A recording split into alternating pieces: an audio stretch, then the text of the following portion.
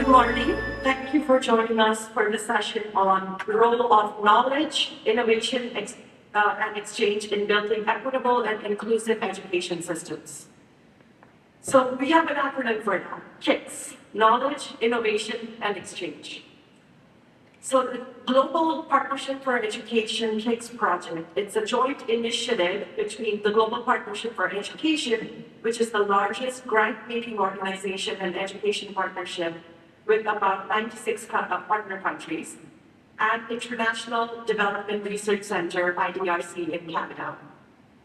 GPE has adopted a systems transformation approach based in deep understanding of country context and evidence. A key element for this approach is to leverage the expertise and support from GPE's global, regional, and national partners. This is where the KIX project comes in. The KIX project supports regional and national partners' access to knowledge, generation of knowledge, and use of evidence in policy decision-making.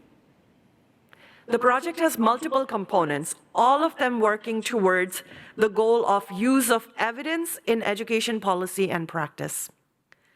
Two primary components of the GPE KIX project that do this are the GPE research grants, where national and regional experts engage in multi-country research, and KIX regional hubs, where national experts come together and exchange knowledge.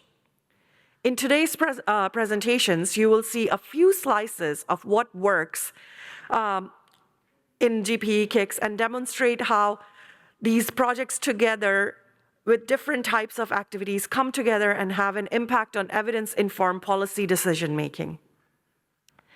Our first presentation is by Aditi Desai, who is based in Mumbai. She serves as the knowledge lead for several GPE KIX countries on the KIX EMAP hub, which is Europe, Middle East, North Africa, Asia, and Pacific hub. She works on countries such as Bhutan, Cambodia, Indonesia, Laos PDR, Nepal and the Philippines, Timor-Leste, and Vietnam. Aditi has been working in the field of education for close to 15 years. She has worked for projects at NORAG as the knowledge lead for KIX EMAP Hub, but also at Tata Institute of Social Sciences and the Global Partnership for Education itself. She completed her master's in international affairs from the Fletcher School at Tufts University. In her presentation, she will show how the KIX EMAP Hub is working within the GPE KIX project. She will explain how the hub works, how it supports knowledge generation, knowledge exchange, and capacity strengthening for national education stakeholders in and across its 38 partner countries. Aditi.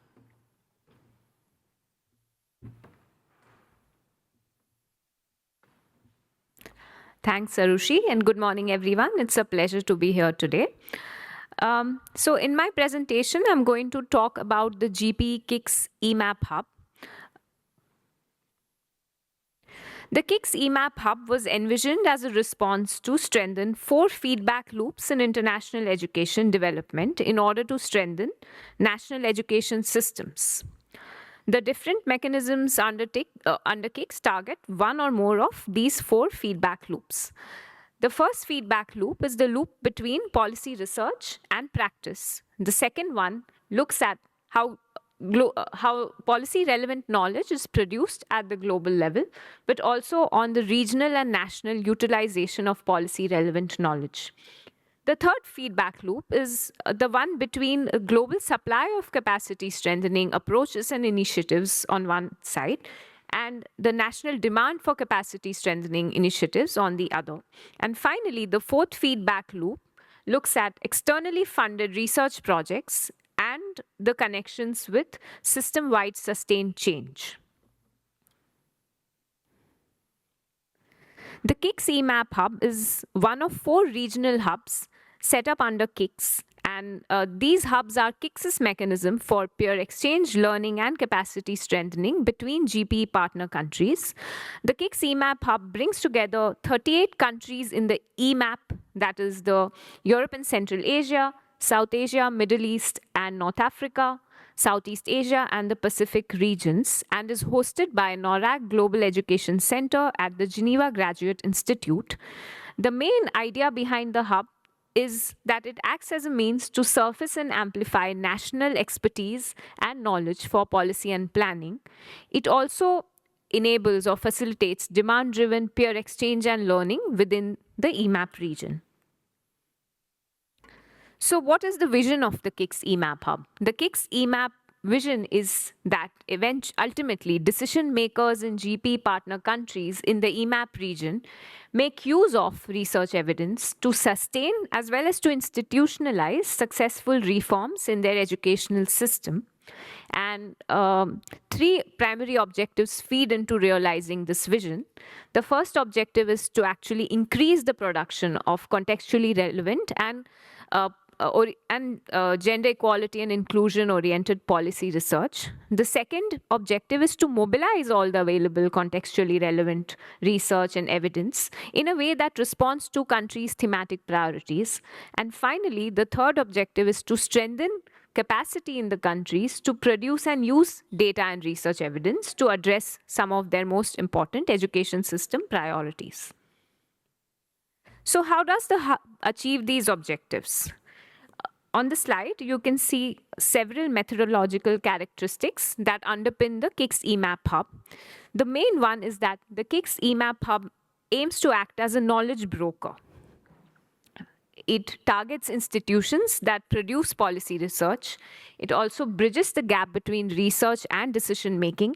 And finally, also targets institutions that actually make those policy decisions. It really tries to focus on country ownership. The activities are designed in a way that are gender-free, responsive to demand, and also aligned with broader education sector priorities in the country. It incorporates a chain approach to sequencing knowledge production and dissemination. And what this means is that when education stakeholders from a country participate in any one learning or peer exchange activities, these activities are followed up by other activities that broaden their learning and deepen their engagement in this particular area. And finally, the most important characteristic is the multi-level approach. I'm going to now describe how the KIX EMAP hub incorporates this multi-level approach to contribute to education system strengthening at the national level. Now, the multi-level approach believes that for system transformation, we need engagement with all different groups of education experts, albeit with varied levels of engagement. So first, you need a critical mass of education stakeholders that support the reform broadly.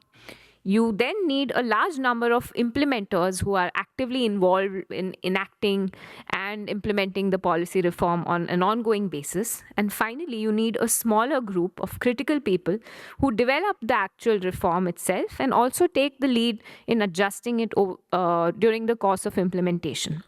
So all of KIX EMAP activities are designed to incorporate these three different levels of engagement in different policy priority areas.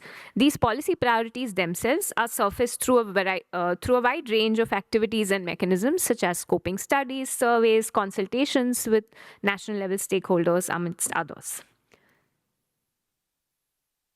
Right.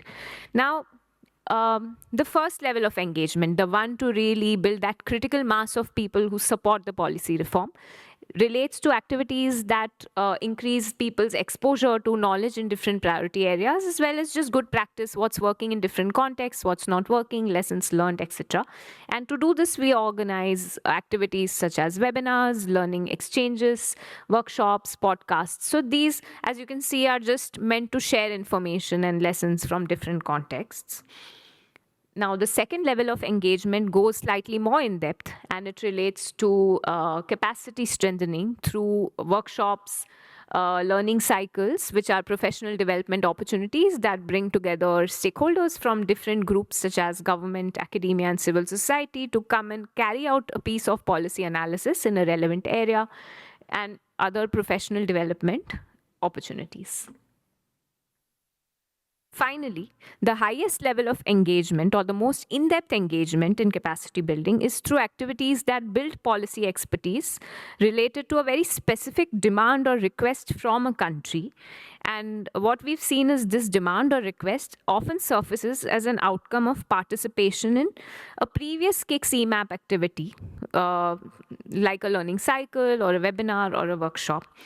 A couple of examples on the same. The RCCS, as we call it, the Rapid Customized Country Support, or the RCCS in Cambodia, emerged as a request from the ministry to do some work on teacher allocation and oversupply in Cambodia.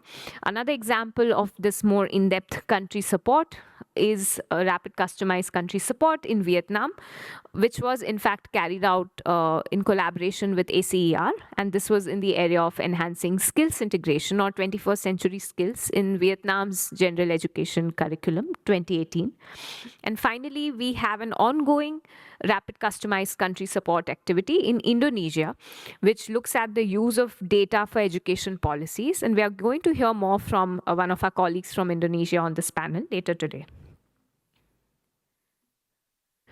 Now, considering that KIX itself and the KIX EMAP Hub are mechanisms of the Global Partnership for Education, we need to make sure that KIX and KIX EMAP Hub align with GPE and other country level processes as well. So how does KIX work at the national level? Now, there's no one-size-fits-all approach, and we really design how KIX should work in each country depending on the context and other coordination and governance mechanisms already in place, especially as they relate to GPE. But from the KIX Hub side, we try and have national teams in every country. So this is the KIX national infrastructure. The national team comprises individuals from key stakeholders across government, academia, civil society, international organizations, and is led by a national coordinator who could belong to any one of those stakeholder groups. The national team acts as the main voice on the ground for the KIX EMAP Hub. They surface these policy priorities from different people at country level, and they communicate that with the hub. They also support the hub in sharing information and opportunities for relevant national stakeholders, so they also play a mobilization role. And finally, the KIX national team also tries and engages as far as possible with other GPE governance mechanisms, such as the GPE focal points, who are very well placed to really connect the dots across all of these international mechanisms at the national level. I'd like to share a couple of examples from partner countries who have been engaging with the KIX EMAP Hub activities for a while now. The first example is from Bangladesh. In Bangladesh, we organized a KIX National Uptake Forum last year. And as a result of participating in this forum, we heard from a number of stakeholders in the country that they were able to identify policies and practices to support out-of-school children. The second example is from Bhutan. Inspired by the insights gained by the participation of a team from Bhutan in a KIX EMAP learning cycle on increasing women's representation in school leadership held earlier, held last year actually. Some of the professional development programs in Bhutan and school leadership training initiatives have now actually incorporated some gender inclusive leadership frameworks which emphasize equal opportunities for male and female educators. And this gender responsive content is now being integrated into leadership training modules as well. And finally, an example from Cambodia. Now, this one is interesting because it really incorporates both the multi-level as well as the chain approach.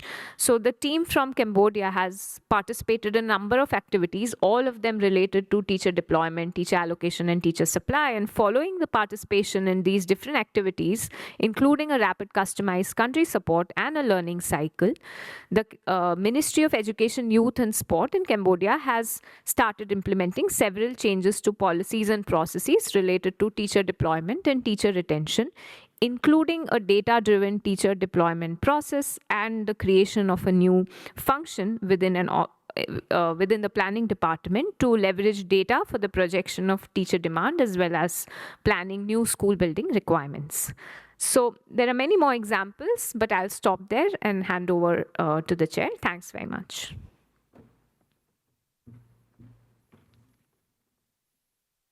Thank you, Aditi, for giving a full picture of how the KIX EMAP Hub is supporting in capacity strengthening on evidence production, evidence use for policymaking and practice in the region. Our next presenter, Nisa Felicia, will be giving us a deeper dive into one country, Indonesia, which has been participating in KIX EMAP Hub activities for the last 2 years and other KIX research activities. She will be presenting on how these activities together, especially related to gender equity and social inclusions, are responsive to the demands from the Ministry of Education to support increased uptake of research and evidence in policy and practice.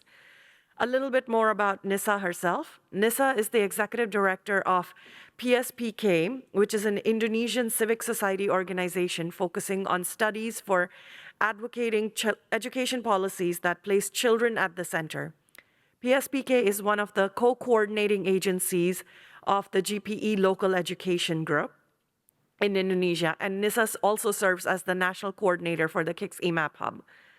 Nisa started her career in the field of education in 2002 as a primary school teacher and continued her journey in pre-service teacher education. At PSPK, she supported a number of policy reform agenda on curriculum and learning, equitable access to public education, data-driven policy making in schools and districts, and child protection in the digital world and education settings. She earned her doctorate in education policy and leadership at University of Albany in New York.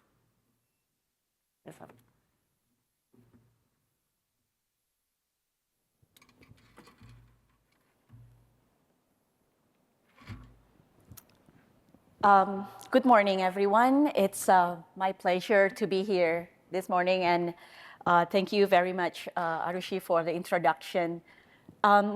So my role will be presenting about GPE KIX implemented at the national level. So I don't have to introduce the organization because Arushi already did it very briefly and very concisely.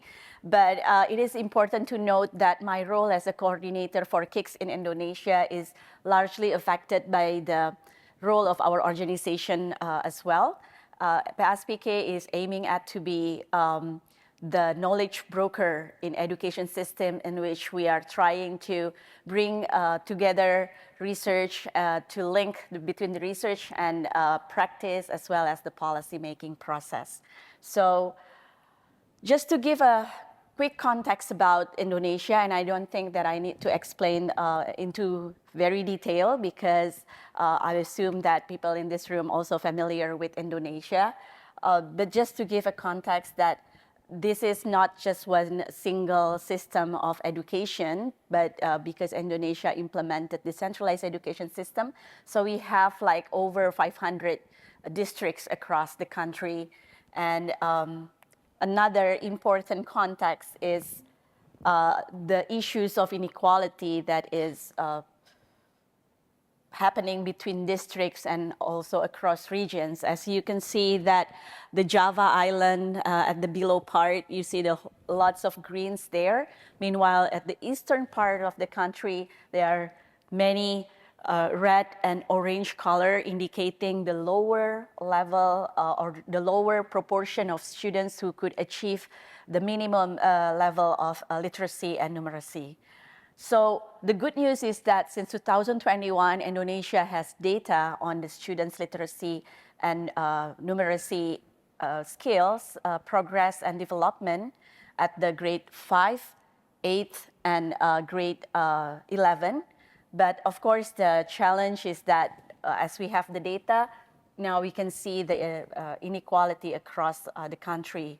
The national assessment collected since 2021 is also collecting school climate data, and the information provided based on this assessment is that the issues of bullying and other issues related to social emotional learning and well-being is still a challenge in many parts in Indonesia.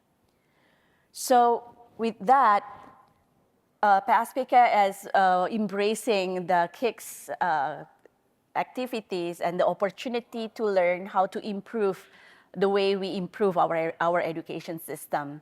So Aditi earlier explained multi-level approaches. And in the more concrete example is what is going on in Indonesia. So there are three main activities that I'm going to explain a little bit further in this presentation. One is our participation in the learning cycles, in the webinar, and also there are two ongoing research in Indonesia since 2024 that I will explain further later. And also the rapid, since we had and participated in the learning cycle, it evolves into the rapid customized country support, or RCCS, by having the learning cycle specifically for Indonesia. So the activity number one is the research in Indonesia. So there are two ongoing research. One is about the empowering school as a frontliner in the issues of violence and prevention, and also violence management in schools. And the other research project that is also currently going in Indonesia is the AGEE, the Accountability for Gender Equality in Education. It's a collaboration between UNESCO and also University College London. My role as a KIX coordinator is to leverage the impact of these two research, two initiatives, to ensure that they also can inform the policy-making process. And our participation in learning cycle, so Indonesia has its own team for the learning cycle 6. The topic was about the challenge to women's representation in school principals' position. It was interesting because we had 6 persons representing from the government, the CSO, and also the academics. And we also increase the impact of this learning cycle so that it's not just producing the policy brief, but the policy brief is now published officially on the government websites and also widely discussed in several policy forums, and will also be presented in the CIES 2026.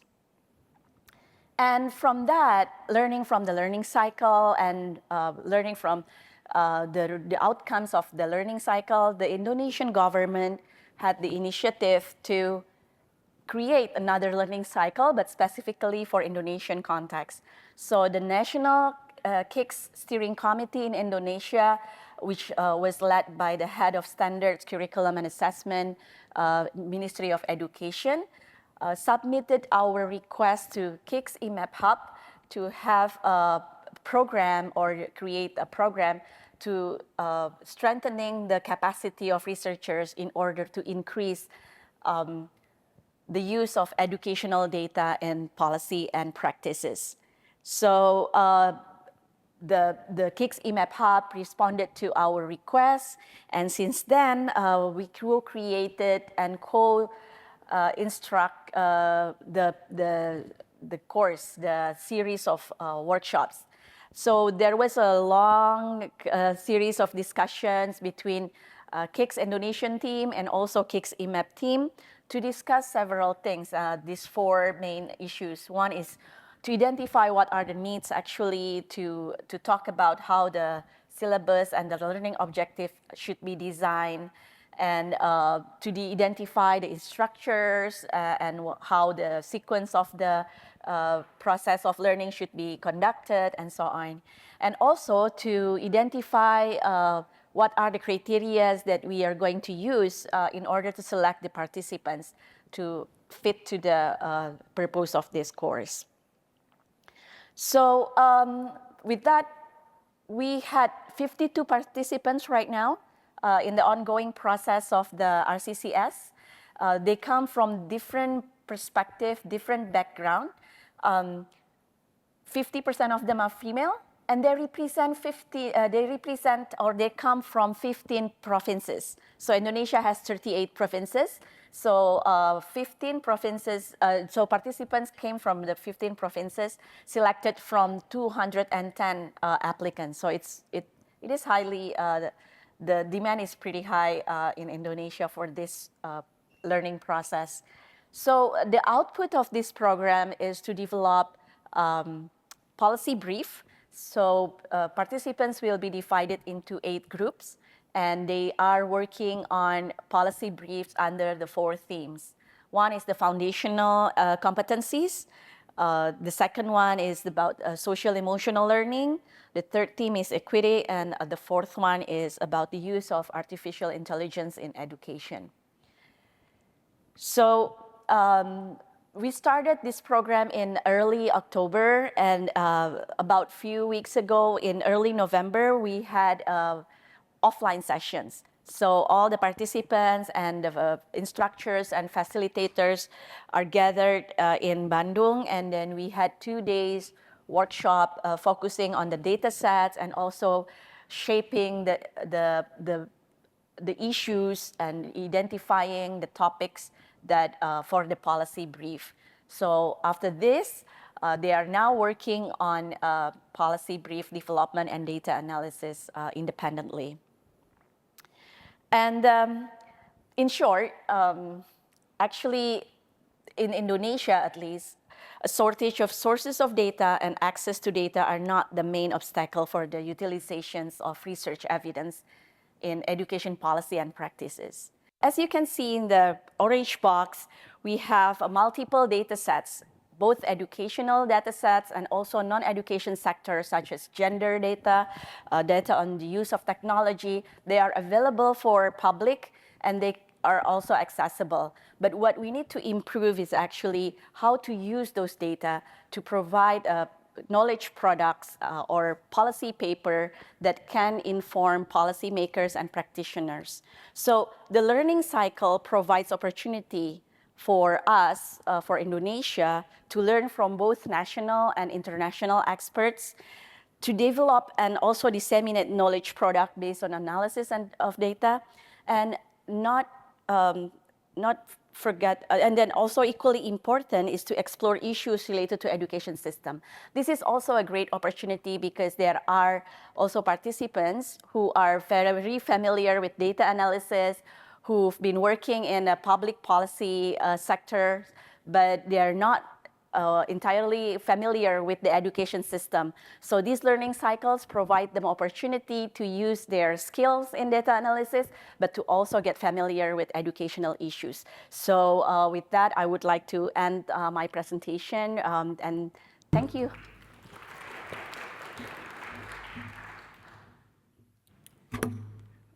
Thank you, Nisa, for providing us with a detailed look at how KIX activities at the country level are working towards the one goal of making use of the data. Our next presenter is Sangay Jamtsho, who will provide us a larger picture of the KIX project itself.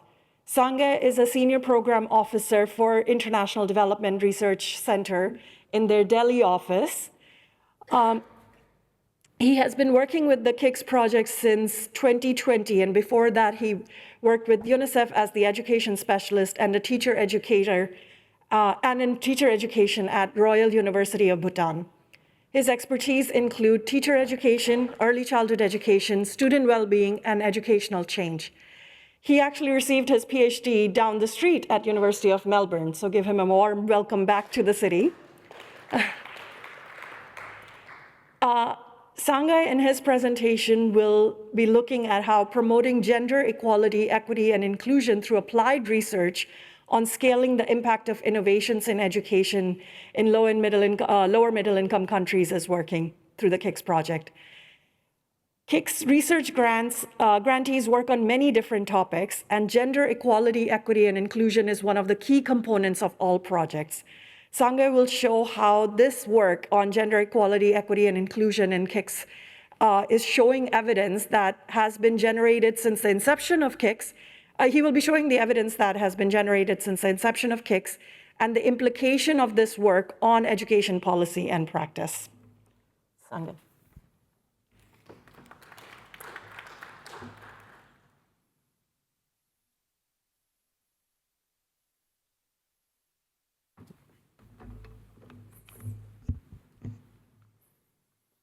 Thank you, Arushi. Greetings from the International Development Research Center. It's a pleasure to be here to share a little bit about what we're learning through the KIX applied research projects with regard to gender equality, equity, and inclusion. So in my presentation today, I will be briefly talking about the first phase of KIX, which is basically 3 to 4 years that we had between 2020 and 2024, and what we are learning in terms of gender equality, equity, and inclusion, and also share a little bit about our approach to integrating gender equality, equity, and inclusion in applied research projects. So, as has been already shared, KIX is basically about and for and with the GPE partner countries in terms of making sure that they have and are able to use evidence to drive policy and practice in education. To that effect, as you have already heard, there are 2 key mechanisms that we use. One is the applied research projects, which I'm going to talk about. You've already heard about the KIX knowledge exchange mechanism, which is EMAP hub in our region.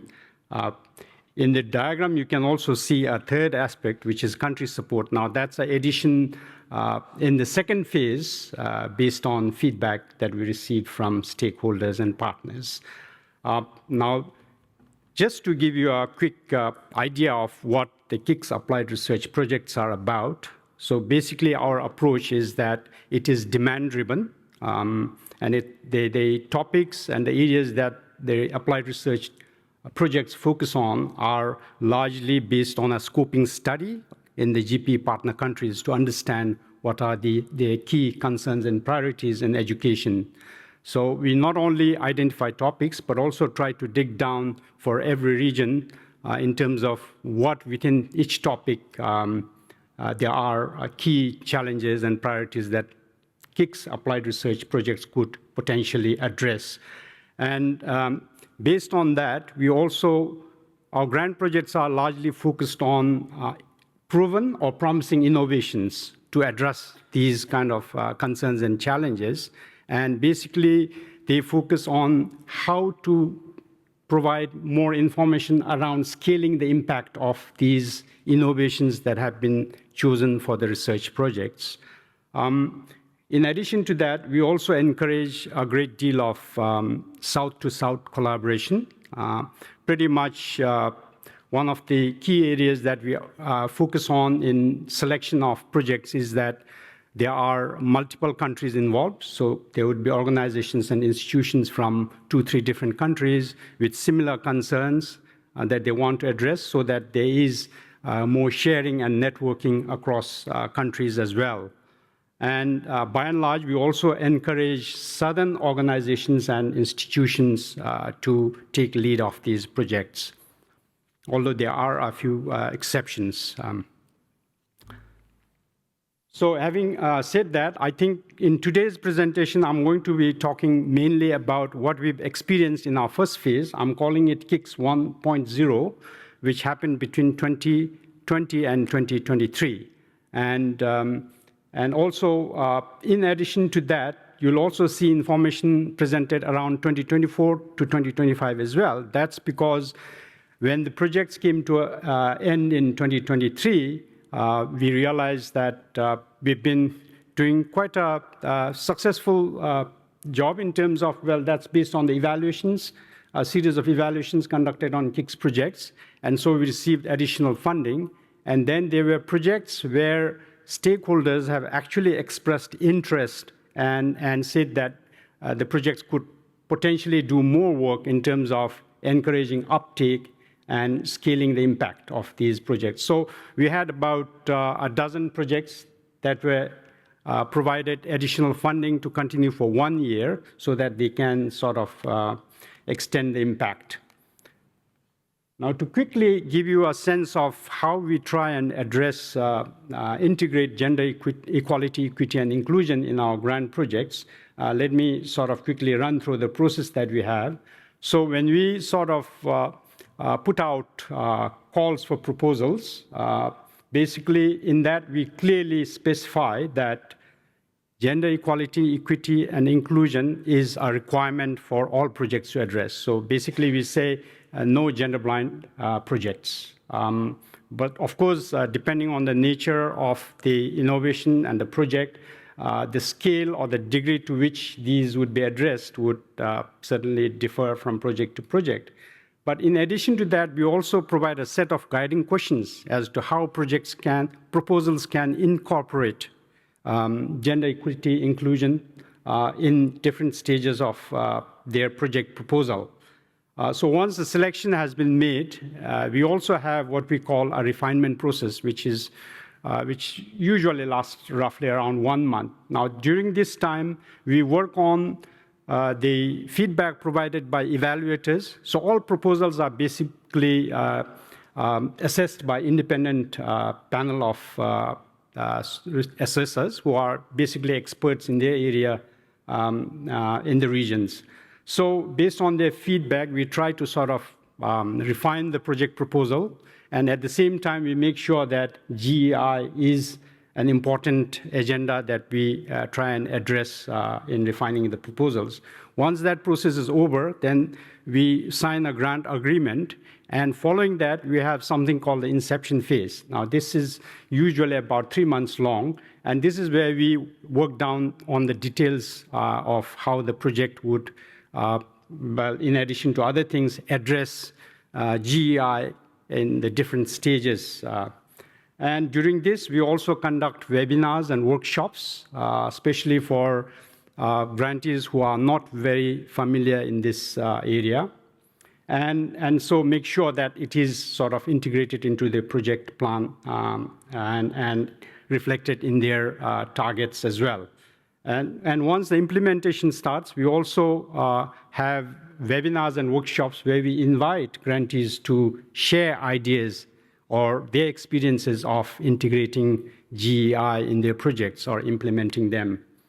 And we also have frequent project monitoring calls, during which GEI is one of the key agenda items that we discuss, just to make sure that it's there in their radar all the time.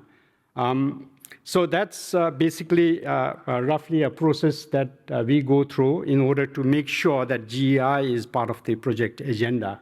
Now, this is just some illustration of what we are seeing as a result of the process of integration. In our monitoring, evaluation, and learning framework, or as we would call it, the MEL framework, we have a set of indicators where grantees are required to indicate the extent to which GEI is incorporated into their outputs and outcomes. So one of the things in terms of knowledge and evidence generation, we require them to produce outputs which are categorized into 2 categories.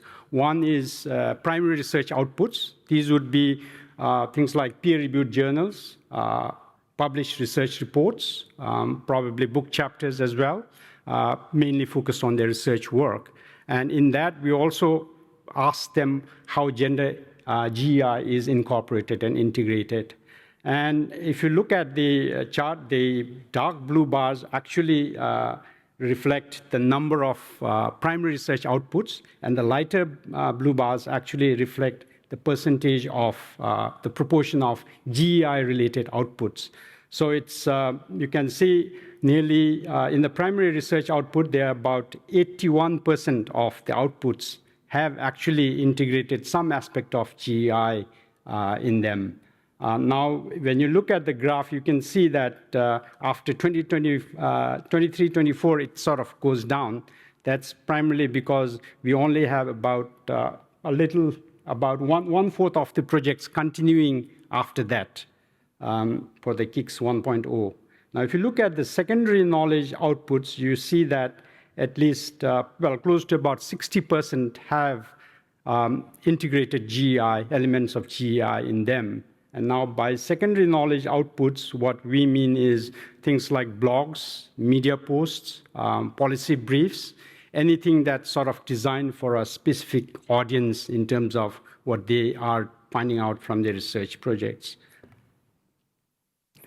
Now, the second element is what we would call events. So we also, one of the key objectives of the KIX Applied Research Project is that they mobilize whatever knowledge and evidence that they find out so that there is greater uptake and more of stakeholders get to learn about it. So under events, there are two categories. One is basically what we would call knowledge mobilization events. These would be more like advocacy campaigns, meeting the stakeholders to share about what the research is finding or what the research is about when they start out. And then we have another one which is called capacity building events. These would be more like workshops, short training sessions where the stakeholders get to acquire new knowledge and skills in that particular area. Now, what we are finding is in the capacity strengthening events, we have about 67, a little over 67% of these events actually integrate or incorporate GEI. And in the knowledge mobilization activities, you see about 60% of all the knowledge mobilization events that they do actually incorporate gender equality, equity, and inclusion. And now the third and final sort of indicator and requirement that we have for applied research projects is that they also share with us what we call outcome cases. So these would be stories, case stories of changes happening in the stakeholders. So in this one, we generally focus on changes in terms of policies, practices, and even knowledge and skills. So there are two levels. One is basically knowledge and skills. So I think for us, what is important is not how much we produce, but it's more about what changes we are able to make in the stakeholders, or what changes we are able to see as a result of our contribution or efforts in the research projects. So at one level, we are looking mainly at policy and practice change. Now, this is a little challenging given the short time frame of the project. So we only expect them to happen towards the end of the project, where they are where they've had a sustained effort at trying to influence change. But there's another component which is basically knowledge and skills, which is, okay, after a short training session, you may be able to observe some change happening in the way teachers teach in the classroom or something like that. Now, what we are finding is that increasingly our outcome cases also sort of bring out stories of change in terms of knowledge and skills, as well as policy and practice. So I think what we find is there is some evidence of impact happening. And we're also sort of really glad to see that at least 50% of those outcome cases actually refer to government stakeholders, because our primary goal is that ministries of education are able to sort of use whatever the research projects contribute in trying to sort of improve learning outcomes within the education system. The other thing that we find out is that there is, when you look at all these outputs, events, and outcome cases, the logs of these, we see there's an increasing GEI integration across all these different reports that they make. So we're quite positive that it has some degree of impact that way, and so that's very encouraging. But at the same time, we also see that one of the things that we always encourage is to sort of incorporate the idea of intersectionality. So gender equality, for instance, is not just the gender factor only. There are so many other factors that impact in terms of age, geographic location, disability, ethno-linguistic factors that actually sort of intersect to cause marginalization. So that's something we encourage.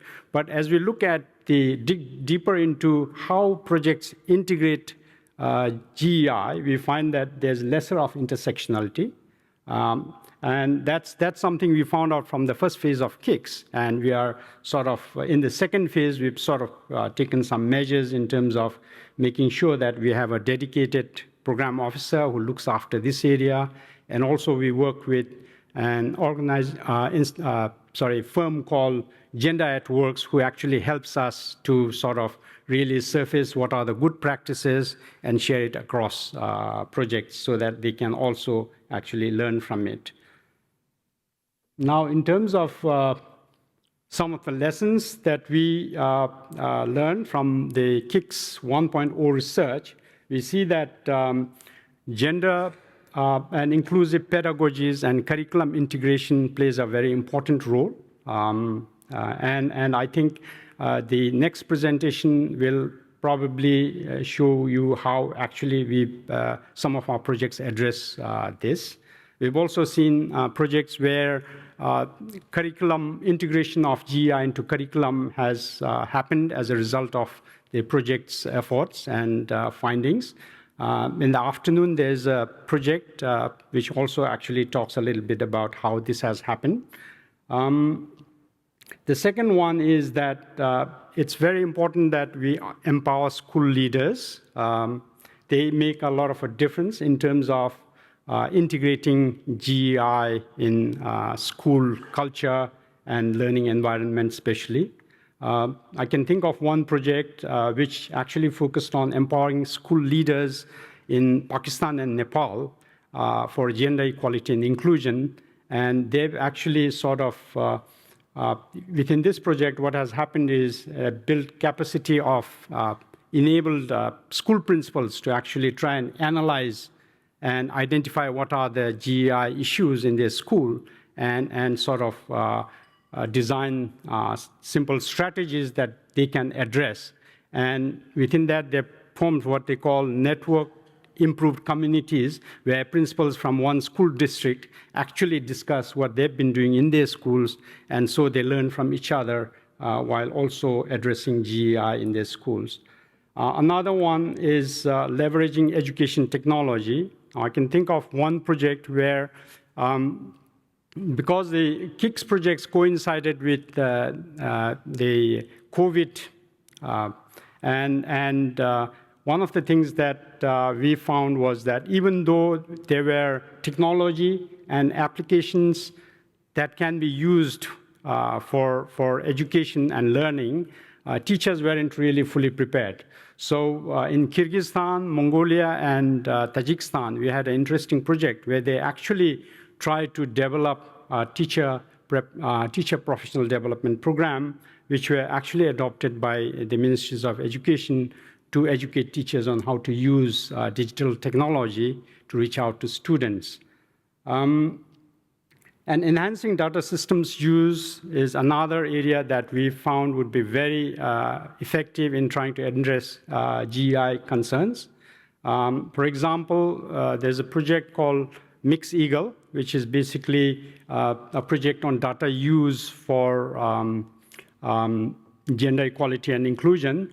And we partner with UNICEF, and that has been taking place across about 30 countries. And what they have done is they've used the mixed data and extracted information related to GEI in education. And these have been actually used by a lot of ministries of education in order to do their education sector planning and also to develop programs around improving GEI issues in the education systems. Finally, parent and communication. Thank you, sorry. Parent and community engagement is a very important element. We've seen in terms of GEI, integrating GEI, we had a project in Nepal, mainly happening in the eastern districts of Nepal, where GEI is a serious concern. And what they have done is, and this was largely targeted at out-of-school children and children at risk of dropping out. So what this project has done is actually reached out to parents and found out ways of making sure that children in their communities go to school and ensure that parents also prepare time during which children can do their schoolwork And so that has actually helped improve the achievement, participation, and enrollment of students in that particular districts. So the bottom line is that research can drive meaningful change in education policy and practice, and make education more equitable and inclusive. So in addition to this, let me take this opportunity to mention that based on all our research projects, we've also done a knowledge synthesis of research projects in thematic areas, five thematic areas, basically early childhood education, out-of-school children, data systems and use, and teacher professional development. We have knowledge synthesis reports that are available on our website, which I have shared on this PowerPoint.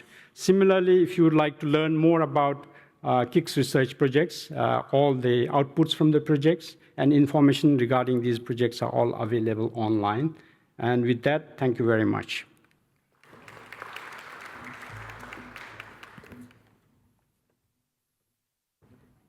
Thank you, Sangay. And I will encourage everyone to go on the GPE KIX website and IDRC website to look through all the material and really see the chain of events that happen to get from research and capacity strengthening to policy change. A lot of the outcome cases are there, and you'll be able to see that, and all the reports do mention how that policy change has happened. So our next presentation is by Dr. Mohammad Ali Zinnah. He's a senior professor at the Institute of Education and Research at University of Dhaka in Bangladesh. His area of specialization is social science education, curriculum studies, teacher knowledge. He has published many research papers and conducted educational studies funded by government organizations, NGOs, INGOs, and other international agencies. He was also recently appointed as UNESCO chair at the University of Dhaka. He received his PhD at School of Educational Studies at University Sans Malaysia. In his presentation, he will really be going deeper into one of the applied research that Sangay has mentioned. And this research was on gender and inclusive pedagogy in secondary schools and was conducted in Bangladesh, Bhutan, Nepal, Timor-Leste, and Vietnam. The study shows the changes in teacher attitudes and practices, student participation and learning, and demonstrates that value chain that is taking place when pedagogy is applied and is having impact on teacher behavior and student learning. Professor Zinnah?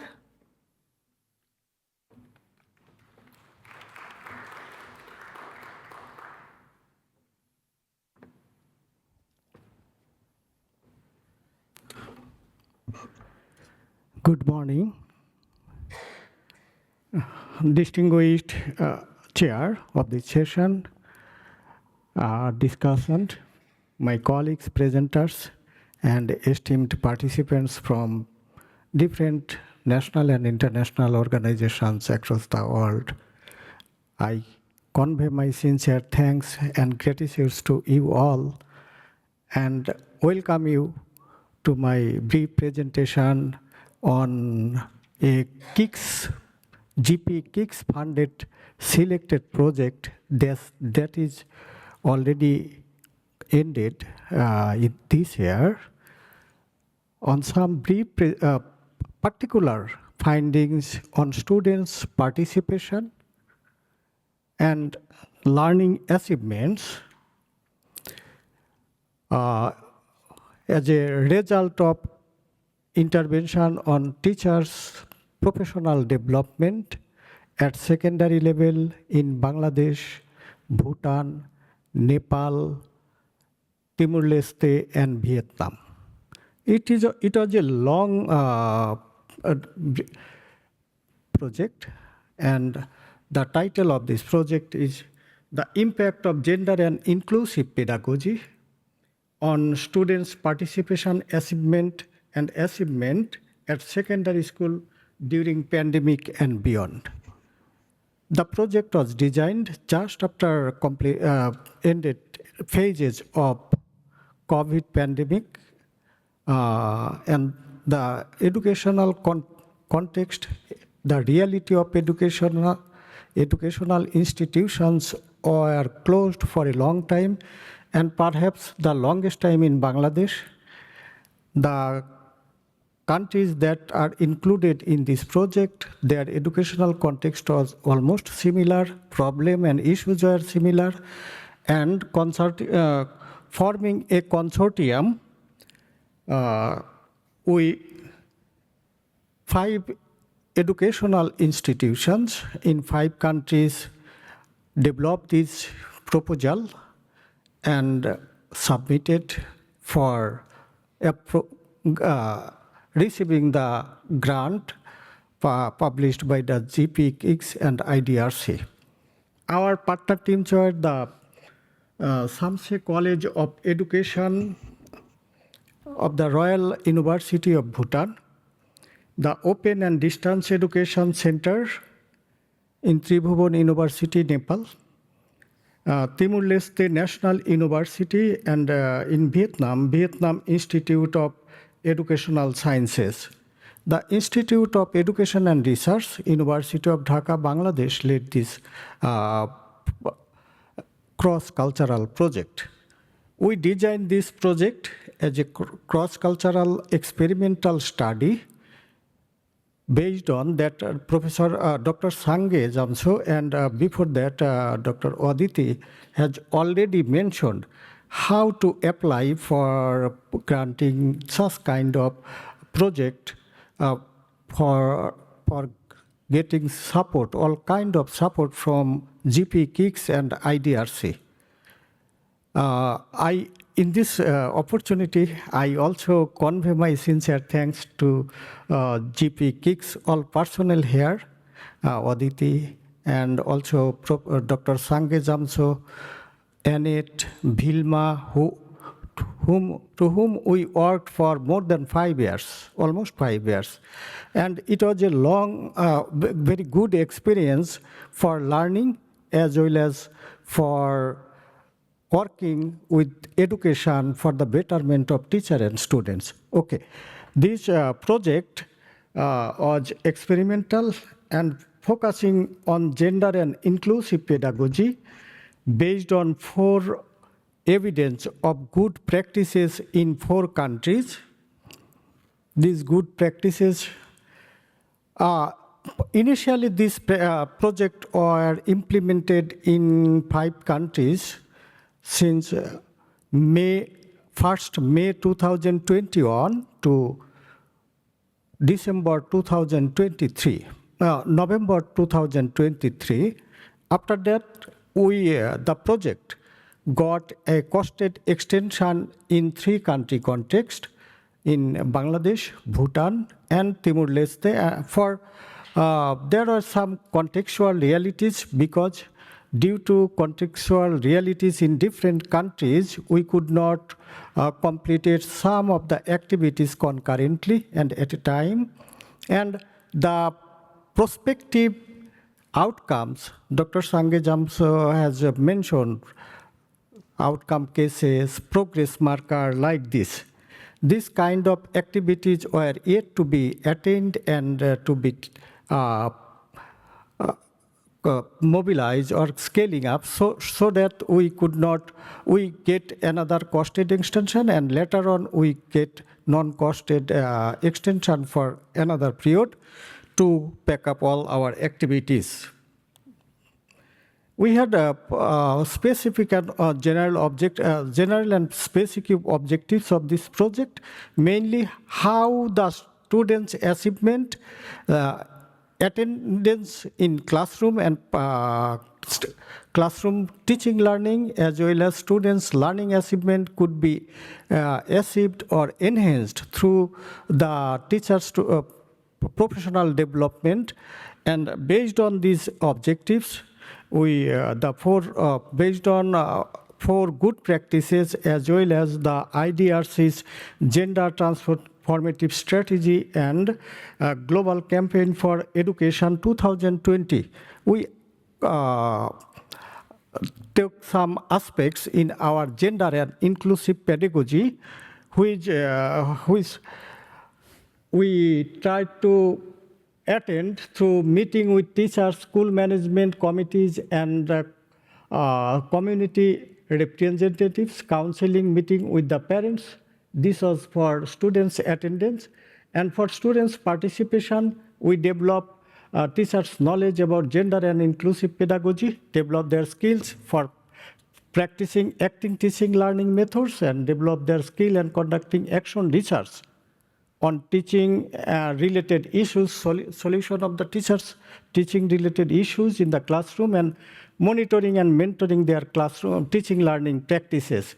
For enhancing students' learning achievement, we conducted monitoring and mentoring of their classroom teaching learning, and develop tools for pre and post test to assess their progress of learning, and support the students, particularly the students with special needs, with Android mobile phone with their necessary apps. So the activities that we done during this project period, we select 60 experimental schools and 60 control schools in all 5 countries. We developed 4 manuals, 2 manuals focusing on aspects of gender and inclusive pedagogy, and 2 manuals for troubleshooting to practice gender and inclusive pedagogy. We provided teachers training on gender and inclusive pedagogy, a total of 360 teachers, among them 121 was female, and provided also 80 head teachers and 12 field level officers for leadership and support training, and also monitoring after providing training of each tier for 2 or 3 months. They practiced their achieved gender and inclusive knowledge and understanding and skills.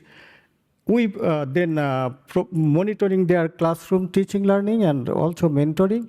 And so at the end of the day, we conducted inline study. Before that, we conducted baseline study, and after inline study, and the result of this inline study, we following the research methodological approaches, we collected data, analyzed all data, and try to find out how progress the teachers and students achieved.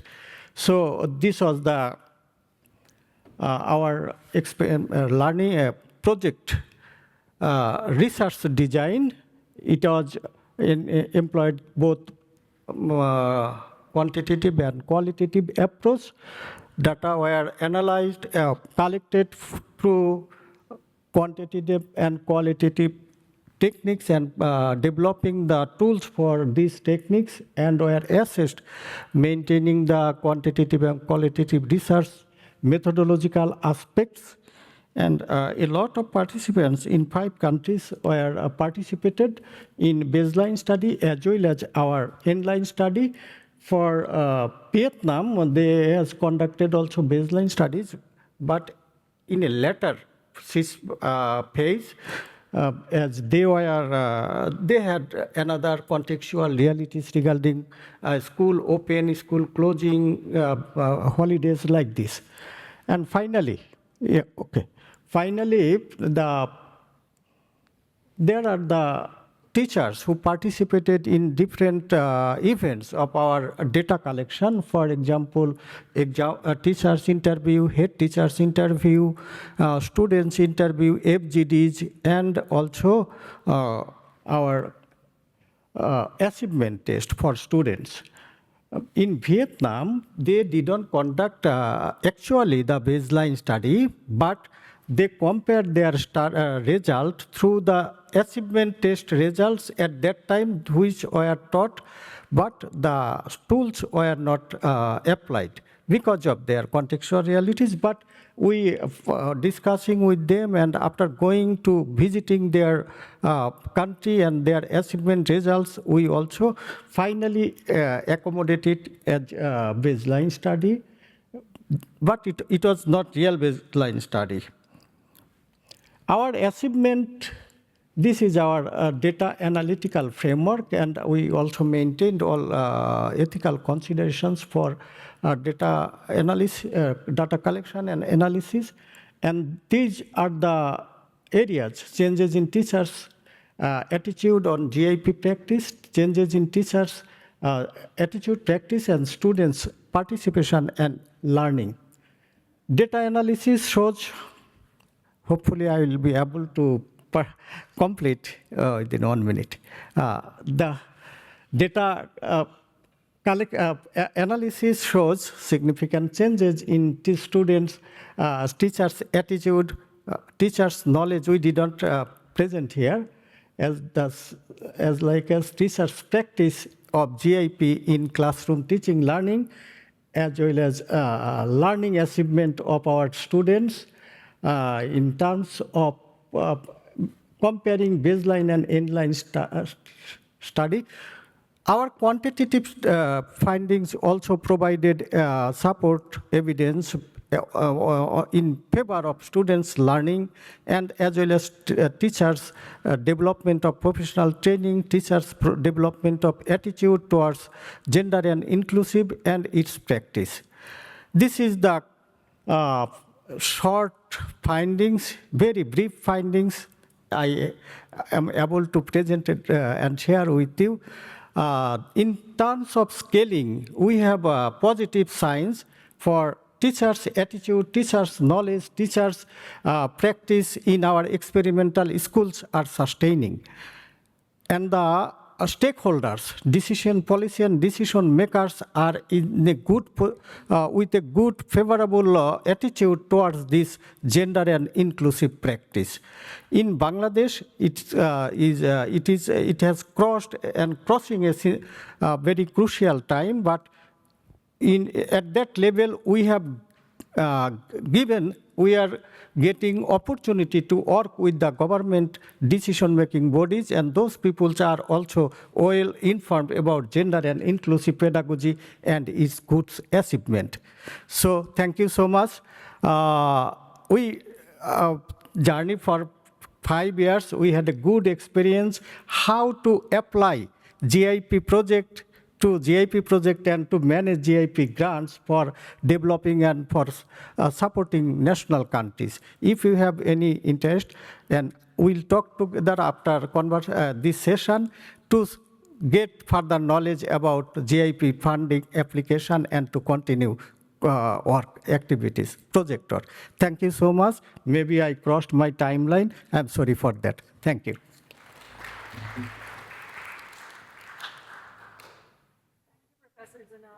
I have to say there's a lot of rich data in this study, and you can probably catch Professor Zinnah during one of the breaks and learn even more. We would like to invite David Coleman now to give us some reflections on this GPE KIX journey that we've been on. Dr. David Coleman is the lead education specialist at Learning Linkages, which is a development consulting company. He also used to be the senior education advisor at DFAT, and in that role, he used to be in the committee on designing KIX in the original days in 2017, 2018, 2019. He's also held multiple positions at UNICEF, Cambodia, in New Zealand Aid Program, AusAid Education Resource Facility, and currently serves on the technical advisory group for the Basic Education Quality and Access Program in Lao PDR. He engages in advising GPE's performance at the country and strategic planning levels, which is why we wanted him to have some reflection on how GPE KIX is performing at the moment. Thank you. So I think just in the interest of time, Arushi was suggesting, good? Or keep talking? Yeah. Good? Yeah, Arushi suggested I'll just speak very quickly here so we can get to the consultations. But as Arushi said, I had the great privilege of being involved when KIX was being born. And we started it with a very simple premise, because it didn't have a name at that point.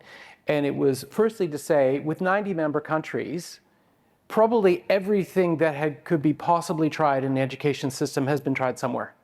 Right? When we think about the things we all care about, teacher training, curricula, infrastructure, whatever you name it, it's not a massively long list. And if we've got 90 partner countries, probably something has been tried or multiple times in lots of places. So that's where the knowledge side came in.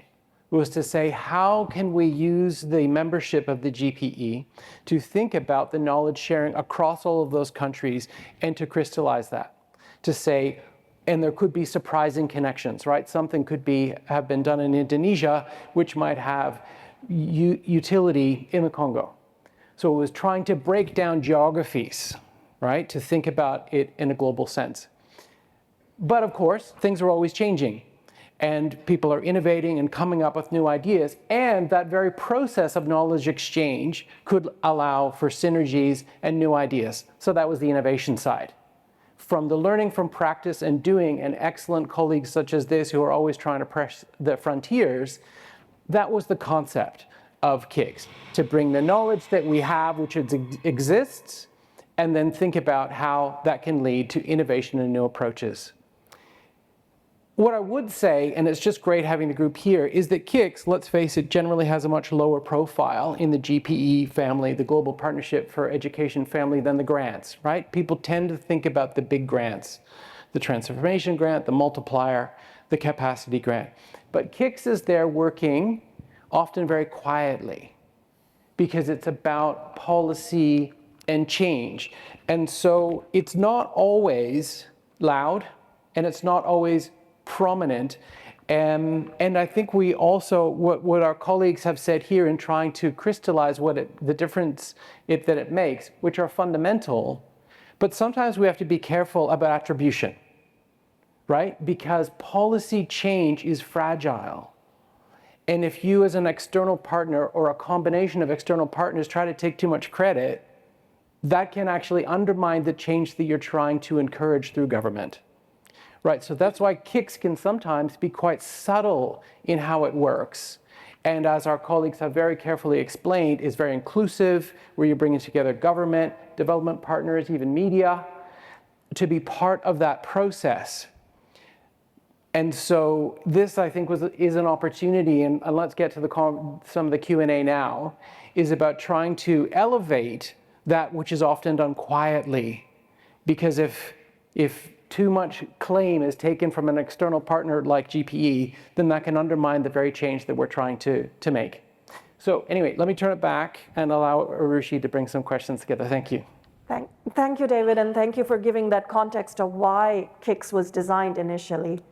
Let me open the floor for questions. Okay, I see one hand there, so you first and then you. No problem. Okay, thank you very much for the very interesting presentations. I'm particularly interested in Introduce yourself as well. Sorry. My name is Iwan Jazari from a teacher's college in Sumbawa, Indonesia. I'm especially specialized in textbook English language teaching materials, critical analysis, and especially within these 2 decades, I have focused on analyzing, especially from GETC perspective, all the textbook content. And this leads to my questions to you as the presenters. So far, have you included analyzing school textbook, school books, including also involving textbook authors in your effort to ensure that equality, gender equality, equity, and inclusion is implemented? Because the main reason for me to ask this, because this kind of very basic things at school, generally in Indonesia or even beyond, textbook is the one that we rely on. However creative a teacher is, generally, he or she is a kind of adapting the textbook rather than creating a very new one, which is time consuming. And so far, from my analysis, I have found that these aspects are always kind of hidden curriculum that creates the mindset of teachers and students while never address. What you address is just the practices, but you never questions what the materials used, basically given through the textbook already provided by the government or private institutions? Thank you very much. Thank you for your question. We'll take one more and then let the panelists answer.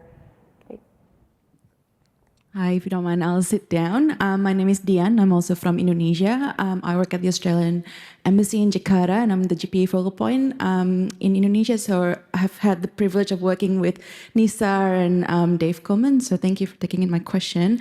I have a question, or a couple of questions for Dr. Sangay Jamtsho. Very interesting topic on JET, we call it JETC in DevEd, often on GEI. I'm very interested in your events that were sort of put together as part of the KIX project's capacity strengthening.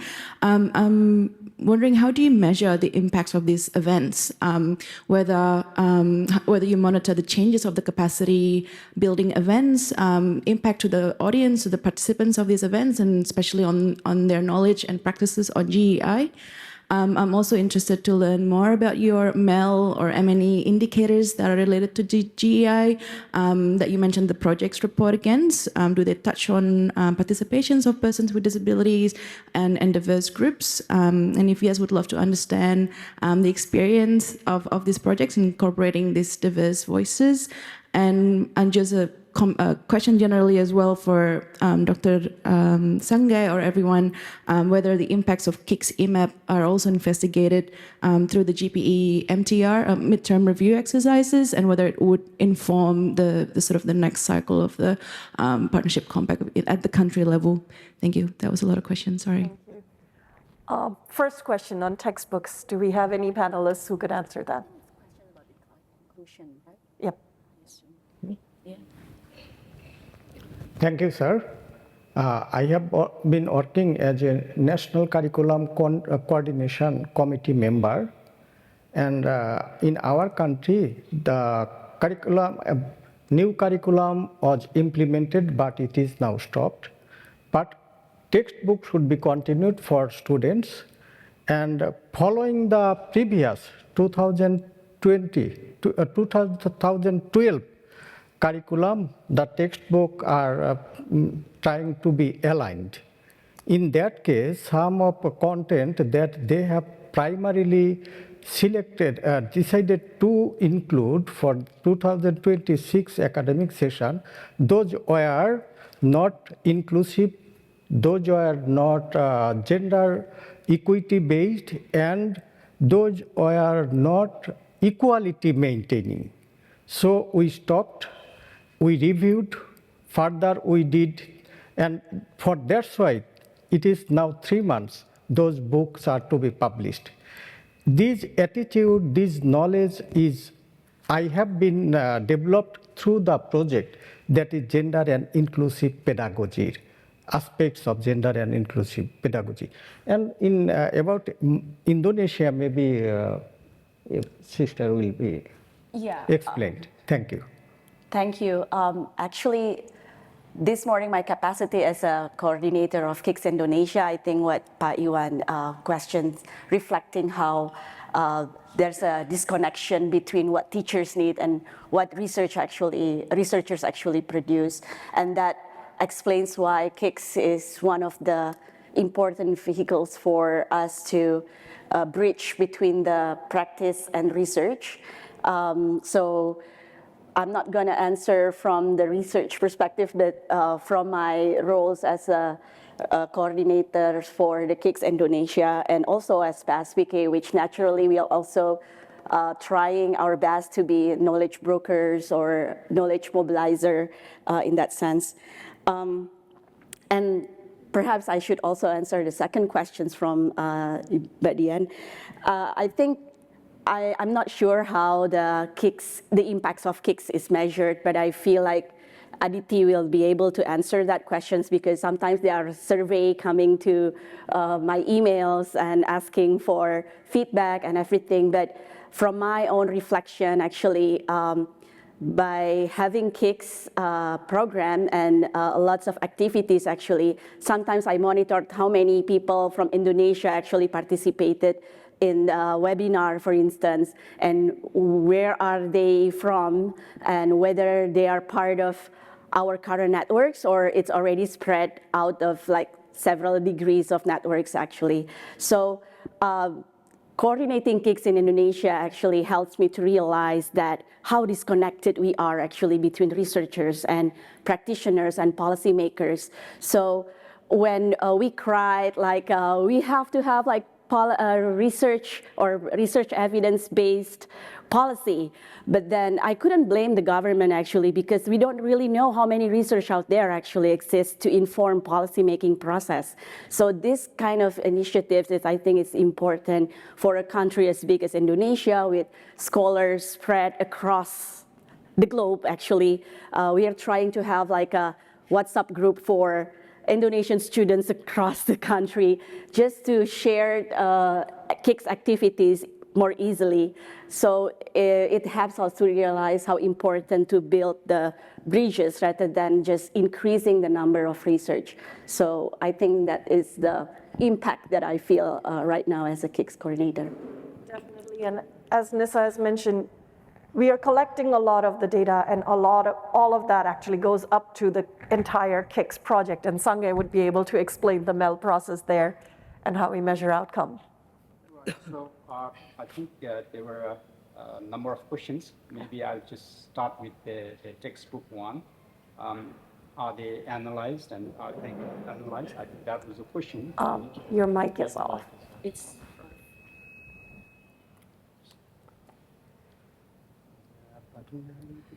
Yeah, good. Sorry. So the first question was on the. Still not working. Okay. Okay. So the first question was on whether textbooks and curriculum gets analyzed in trying to address the GI issues. I think there are quite a good number of projects who've actually been trying to do that, not just on GI, but other aspects as well. I can't think of one off the head right now, but I can explain how typically, the projects actually get implemented. I think a typical approach is generally there's a baseline or situation analysis study, just to get a sense of what's actually happening and what's in place to do an analysis of that. And based on that, they use innovations and adapt them to address these. So in the case of textbooks and curriculum, the baseline or the situation analysis would have taken care of that. And then at the end of the intervention, there would be an inline survey or assessment to figure out whether that has any impact on that. So that's just to share a general sort of picture of how applied research projects happen. On the other questions that was related to how GI is measured in events, right? I think we don't really measure per se in terms of what impact it has created when it comes to event logs. So basically what this would be, okay, we conducted a workshop or webinar, and in this one, we looked at gender and inclusion from this point of view. So it's basically just that reporting, right? But the ultimate assessment is made through outcome case stories. So when they do outcome case stories, they'll have to explain, number one, what's the change that they have observed? And number two is, what's the significance of that change? How significant is that in terms of changing what's happening in education within that context? And then talk about what is our contribution towards that change. So these are three key aspects we always look for in outcome case stories. And it's based on these that we sort of make maybe a judgment in terms of whether it has been impactful enough or not. And then there was also a question regarding whether what's happening in KIX is being used with MTRs. Well, that's something that we've been working hard to do. Just sharing an sort of experience of Nepal, where the EMAP hub members and myself, because Nepal is about to do their MTR, so we've been there to share what has happened in terms of KIX applied research projects and also hub activities and how that can actually contribute towards the MTR. And not just the MTR, we also try and sort of look for opportunities where we can actually support any other GPE funded activities, or not just that, even any other projects or activities happening within education where the projects and the hub activities can link up as well. Because the ultimate goal is that there is greater uptake and influence, positive influence on the national education systems. Thank you, Sangay, and thank you for pointing out that the outcome cases that are produced are telling the contribution story. As David had pointed out, that we cannot attribute any of individual activities to an actual change, but we can create a contribution story, and none of the change can happen with just one activity or two activities. It's a lot of things happening within the system, and that's where system transformation is happening. We are out of time, so I'm sorry I'm not going to be able to take more questions, but please do talk to the panelists during the break, and they will be able to give you more information. Thank you.